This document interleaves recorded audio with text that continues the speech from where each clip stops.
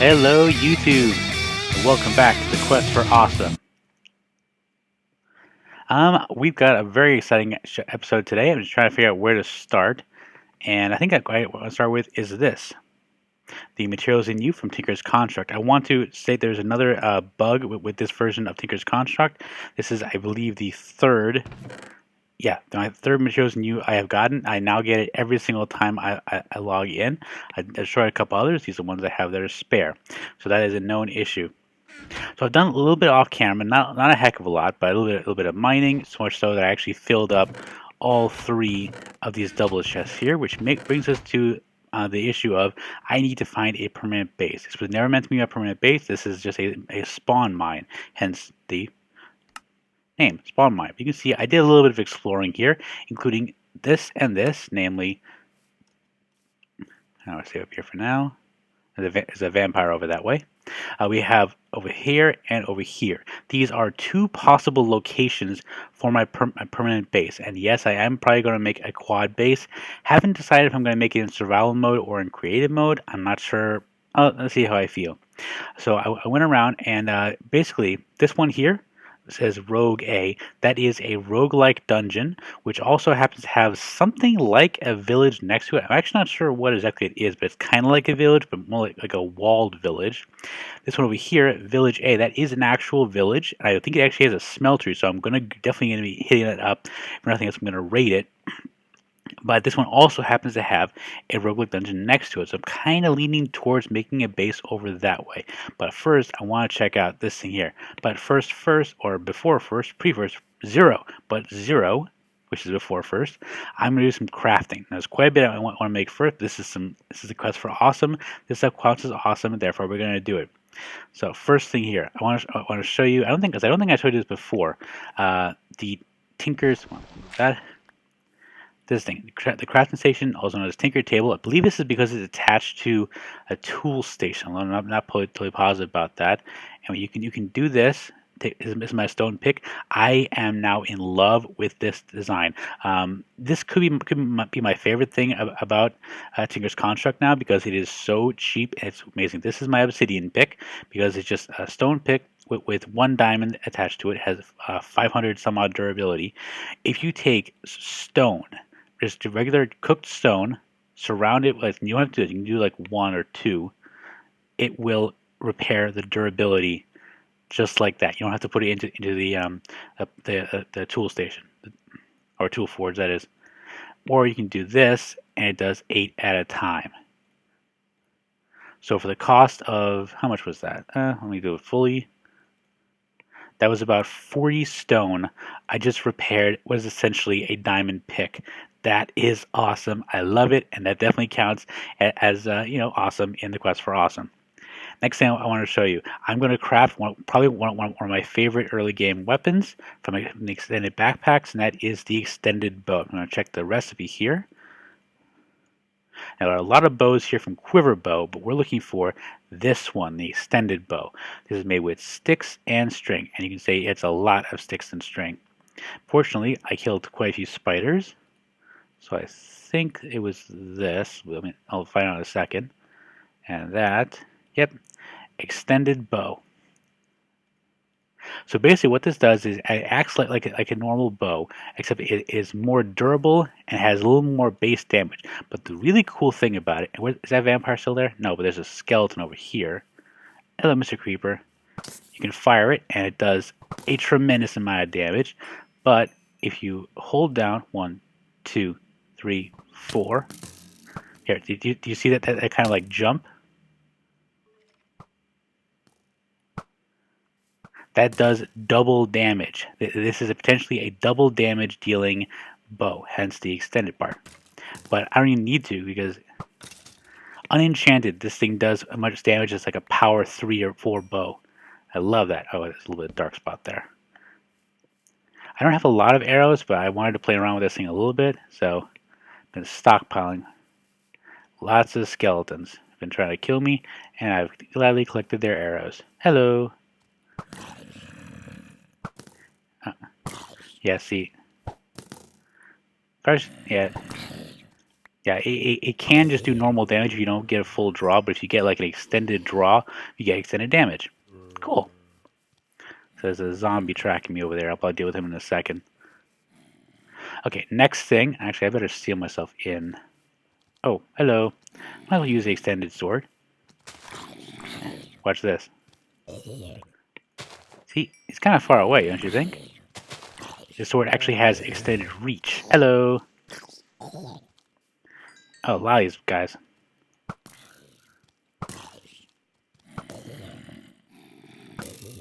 There we go. That's how you do it. I'm gonna get some more, I think. Okay, so the next thing I want to do is I munch on some squid. Is I want to get into Balkon's weapon mod. This is basically the reason I made this mod pack. And I now have just enough resources to get started on that. So what I want to make first is the musket, and it's very similar to the blunderbuss, except the musket's a little bit better for ranged attacks. So I believe it's this. No, I'm misremembering it. It's a multi-piece. Let's see here, clear. Here we go. Okay, so this is what we're making. We're making one of these muskets. In order to make it, you need. There we go. Okay, a gun stock and a musket barrel. Gun stock is that's it was straight. That's why I couldn't remember it. Musket barrel is that with that. So I need. Actually, I need two. So I'm making it 2 flint and steels.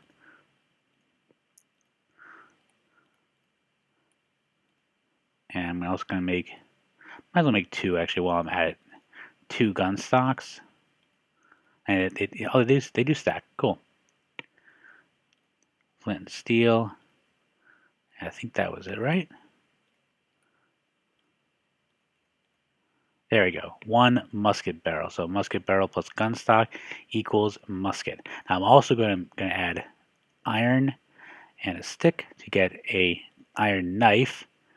Add these 2 together, and you get a musket with iron bayonet. Basically, what this does is it gives you the normal damage from a musket, that is the range damage, and also you can do it short range to stab someone with it and do a little bit extra damage. Kind of useful, worst case scenario. So one other thing I wanted to do is I wanted to make, I think it's a weird pattern, but I think it's this. Nope. That it? No, that's not it. Okay, what I want to make was a blunderbuss, just to show you the difference here. There we go. Oh, that's it. Yeah. It's that. Blunderbuss barrel with a gun stock gives us a blunderbuss, and I'm not like, might as well put a bayonet on that. Oh no, I can't put. You can only put a bayonet on a musket. That's right. You can't put it on a blunderbuss. The blunderbuss is basically a shotgun, and the musket is basically the rifle or musket really. But for those of you who hadn't heard of blunderbuss, it's a very old style of weapon. It's also called a fowling piece because it's fairly inaccurate. But if you look for something as sort of moving target, it's fairly useful because it gives a wide spread.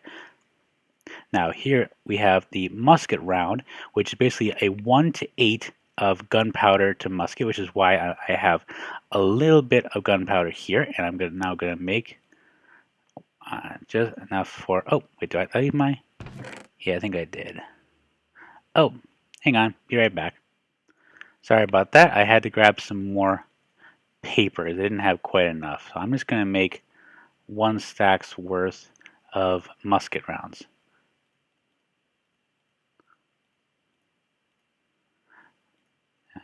Like I said in the previous episode, one of the unfortunate things about this mod pack at the moment is because I do not have a reliable source of gunpowder. That's got to change eventually. Let me check here. I believe it's... Yeah, here, a blunderbuss shot is similar, but it's not the same. It's gravel, gunpowder, and paper. So I can make a little bit of this. I'll make a little bit just for demonstration purposes, but because I don't have very much, I'm not gonna waste my gunpowder on something I'm not going to use as a major weapon. Where is it? There you go. There we go.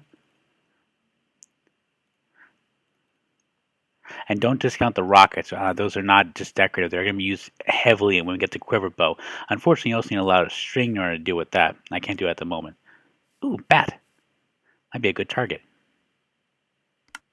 Okay, so I just held down right click to load it, and you can see it's now green in my inventory when I selected. If I can hear from here. Nope, missed. Okay, let's try the Blunderbuss. Same thing, loading up. Now you do have to kind of aim, and it is I missed again. Hmm. Okay, this is not really the best example. Okay, let me just kill this thing. Ha. Sorry, I never use a rifle to do a swords job. Now, one thing you should always do with Balkan weapons mods is always keep them loaded, because you never know when you might come into a fight and need more than one. And yes, I do recommend, if possible, you have more than one weapon, because if you we'll see about that. Let's see if we can find. Hello. Okay, so at this range, I think I'm gonna try the blunderbuss against him. Wow, that didn't do any damage. Okay, let's try the musket. Maybe try and come around here. I'm holding it down this whole time, just like with the bow.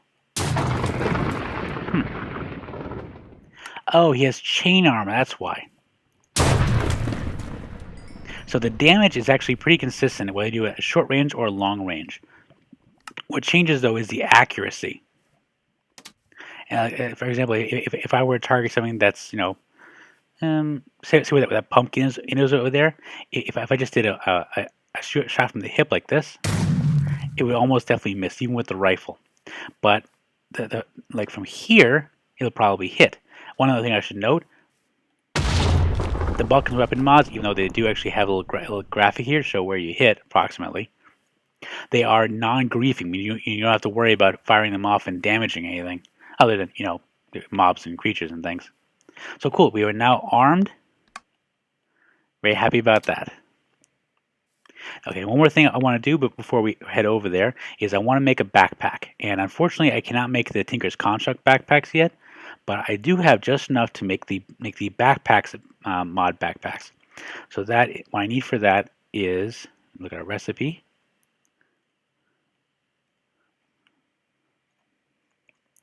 Here we go. Backpack. We need, what is that? 7 leather and 1 weighted pressure plate. I actually want to make 2 of these things. So I'm going to make, and this is why we made this mine, in fact, because we need this gold. And I am really happy we have as much leather as we do. That's going to come in very handy. So these do not stack, but they're very, very useful. And oh, there we go. Dangerously full here on all fronts. Definitely need to get a base so I can get some proper storage in place.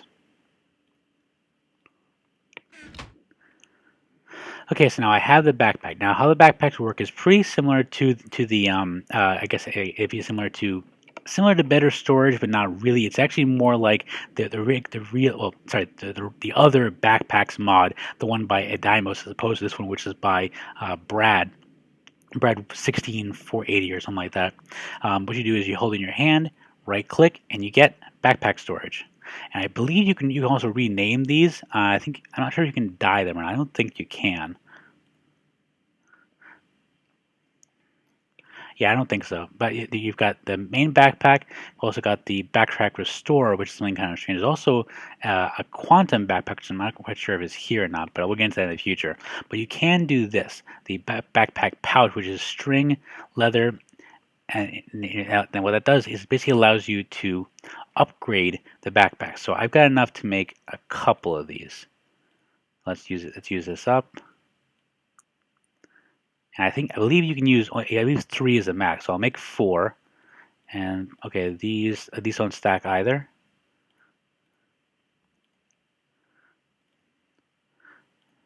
Leave that over there for a second.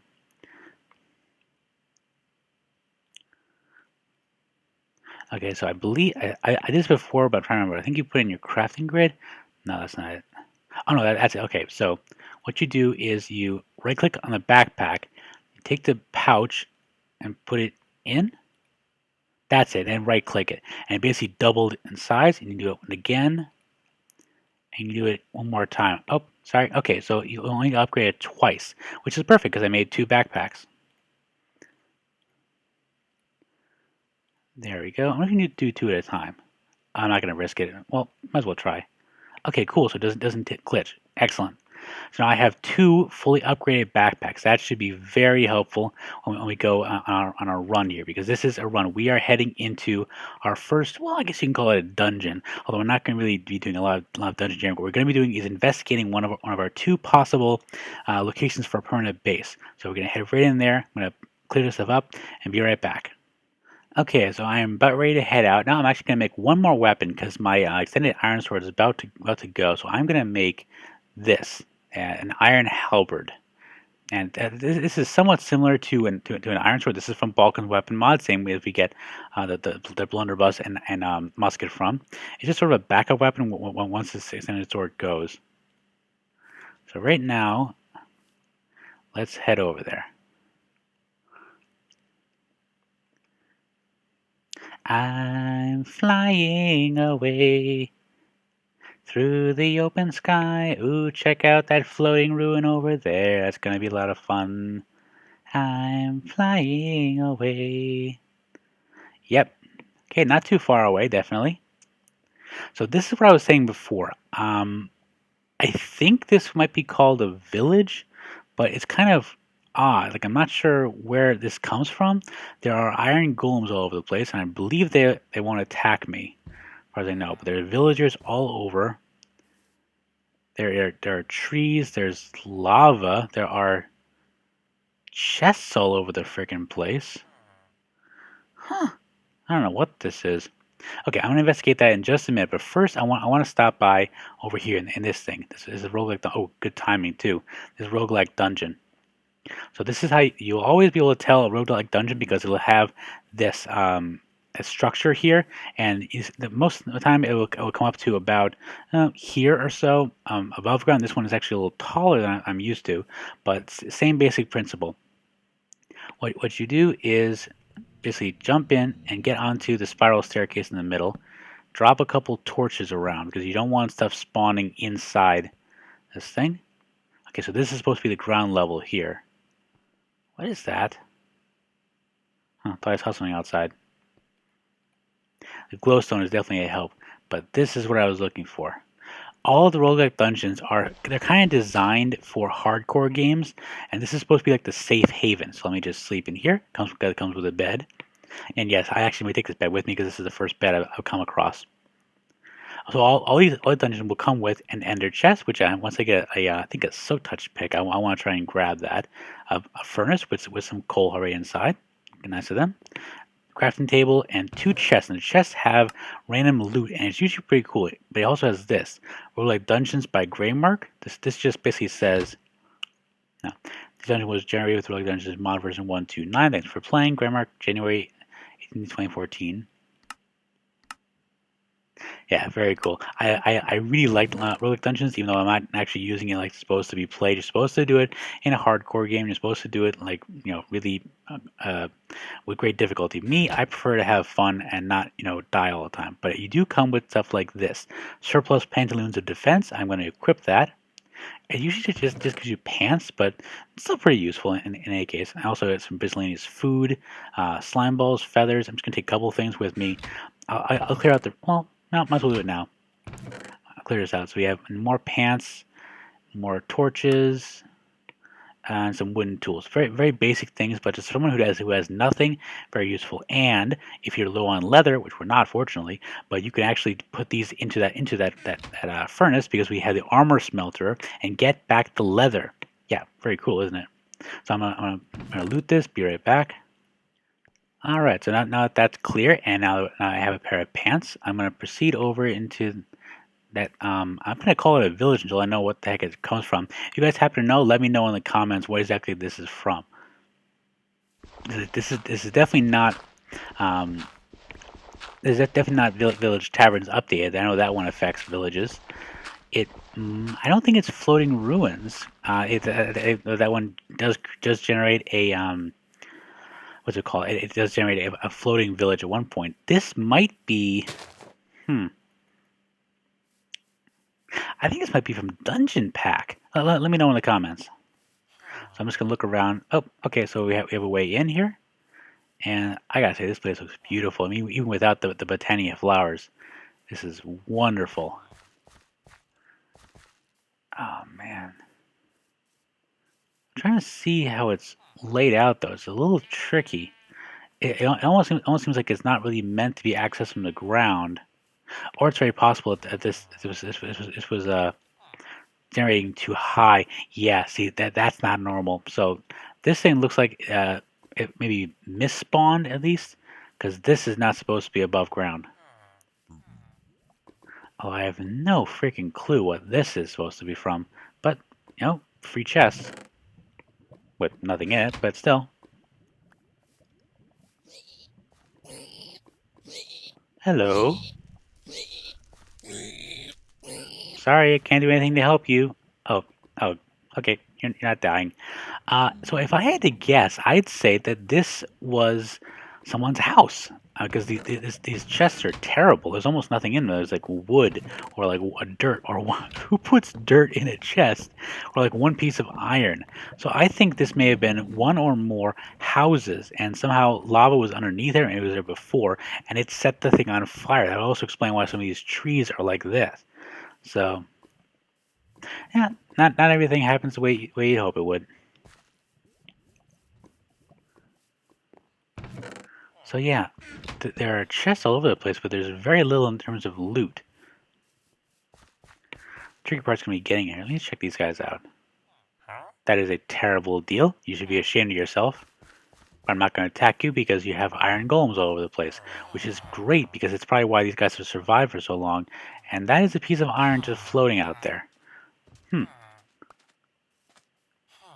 Cool, that was a couple pieces of iron. Hello. I'm not sure what I'm even looking for. I don't have anything I can trade yet. I want to try and find a farmer villager because then I'll be able to... Oh, see? I got for bread. I want to be able to trade wheat for emerald, get myself a bunch of emeralds. Because one thing I want to get very soon is a silk touch. Well, it's a silky cloth for my obsidian pick. That way, what I can do is I just got to keep that and use it as my silk touch tool in the future, and not have to put silk touch on stuff that's on a pick that has fortune on it.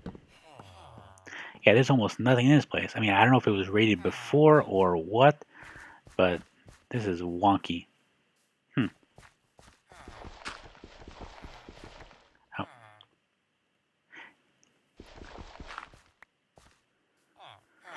This thing looks like it was partly into a tree. Yeah, that is definitely a misspawn. Yeah, I don't think the tree is part of your architecture, buddy. Okay, let's take a look from the air.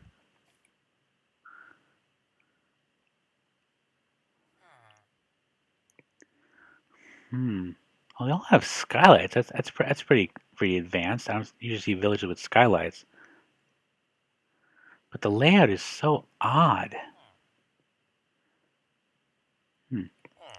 See if I can get in here.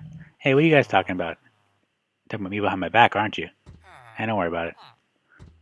Okay, so this is actually a little bit better. Not by much, but it's a slightly better loot than down there. It's all food. Cool, I can use food. Thank you. Over here is a pretty big farm. Wow, that's a couple of huge farms actually. Nice. Up this way. Oh, don't want to suffocate in the wall. It's a very nice. What is that? Hang on, let me look at this thing from afar. Yeah, this is a misspawn. I mean, this I think this must have been part of a wall, and it just went wrong somewhere. Oh, what was that? Okay, I think I just hit something by accident. Oh, very cool. So this is your library, is it? And this is your brewing stand, and this is your brewing equipment. And yoink! Okay, I do not have enough. I'm glad that guy's in here, otherwise he'd be dead because that's such a dark area. But I don't have enough time, and I definitely don't have enough storage space to loot all this stuff. But that is so cool. I have a brewing stand. Episode 3, and I have a brewing stand. See, this is what I was saying a while back in my vanilla survival series. I always forget how to make brewing stands because I always end up finding them somewhere. Hello. Don't mind me. I'm just taking your food. I'm sure you guys have more. So very cool. I don't think I'm gonna make a base here because this thing, while very quite epic, it's so weird and irregular. It's not quite my style. So I'm gonna go sleep through the night, and then we're gonna head over to over there to the other village. Be right back. This is Evil Craft Broom Airlines. We are on final approach to Village A. And if you look to your right, you will see a roguelike dungeon. And if you look to your left, you will see a smeltery. And if you look all around you, you will see Botania flowers. Thank you. Have a pleasant flight. Cool. So we are at what I'm calling Village A, and I always name them in order of which I find them. A lot of pigs around here. So, ooh, who is that? I'm not sure who this guy is. The professionals. This might be one of the guys from Village Taverns Updated. Ooh, okay. So this is an example of one of the structures added from Village Taverns Updated. This is the stables, and it will always have either a horse or a pig. And in this case, we have a horse, and we also have excrement. Do not step in excrement; just destroy it. It actually acts like bone meal. So if you get a whole bunch of animals next to an open field, they will actually make it grow more flowers, which is always pleasant. But do not step in this stuff. Unfortunately, you can't really use it. Look at all the horses. I have a horse. A saddle. My kingdom for a saddle. Let's just check up here in this roguelike dungeon. See, exact same layout as the other one, including actually no, the other one had 9 coal. So I wonder if it's randomized. And the ender chest is always empty. And got a couple of things in here.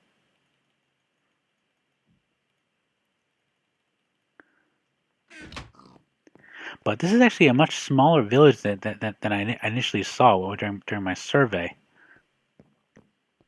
And still workable though. So we have the stables, which is nice.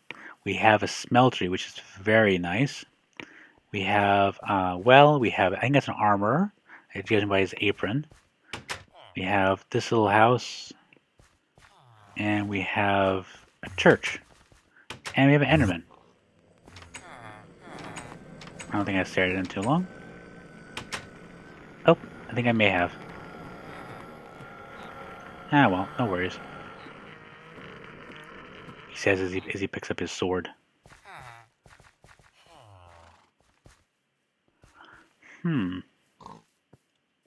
Yep, I think this will work. I mean, yeah, it is a small village, and that's true. I would have hoped for something a little bit more diversified, but it works. It works for what I want, and what I want is space. See, what I have here is basically a little lake over here, next to a river over on this side. So what I'm planning on doing, I think, is building my base here, and it's going to be pretty sizable. I would say about like so. So I'm going to work on that mostly off camera, but we now have a location for our permanent base, and I'm actually going to go into more detail next episode as to why I'm making a permanent base as opposed to, which I'm going to do also, a mobile base. So this has been Kankadia for the Quest for Awesome. I have new pants, and I'll see you all next time.